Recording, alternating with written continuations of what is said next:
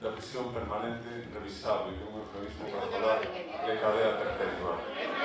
É que coa prórroga, é que con esta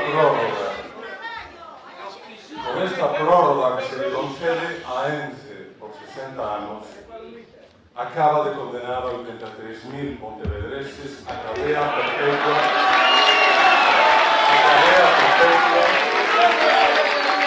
coa agravante do problema na auga, na atmosfera e na paisaxe. Poderíamos lembrar, por favor. Poderíamos lembrar que estamos falando dunha empresa que xa foi condenada, que xa sufriu a condena por delito ecolóxico.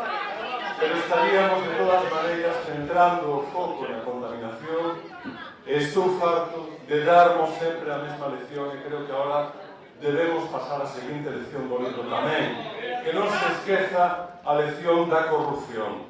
O pontevedrés Rajoy é presidente dun goberno sustentado por un partido que él tamén preside. É, por tanto, o pontevedrés Rajoy o xefe dos xefes do goberno e máis no partido. Por tanto, xefe dunha lista de políticos na que están, por orde alfabética, Luis Bárcenas, Carlos Fabra, Francisco Granados ou Jaume Matas, que comparten o mérito de ter estado onde estaren ainda no cargo. Nesa lista, hai que incluir tamén... Moitas gracias. A Lei do Goberno 50/1997 din no artículo 21.3: el Gobierno en funciones facilitará el normal desarrollo del proceso de formación del nuevo Gobierno y el traspaso de poderes al mismo, y limitará su gestión al despacho ordinario de los asuntos públicos, absteniéndose de adoptar, salvo casos de urgencia debidamente acreditados o por razones de interés general cuya acreditación expresa así lo justifique, cualesquiera outras medidas. Estamos falando dunha decisión de prorrogar a permanencia de ENCE a beira da ría de Pontevedra por 60 anos máis. Non estamos falando dun período de transición que puidese implicar prorrogar esa permanencia un ano, 2 anos ou mesmo 5 anos. Estamos falando de 60 anos e do que iso significa para varias xeracións de pontevedreses que xa tiveron que tragar previamente con outros 50 anos de presenza desa empresa aí.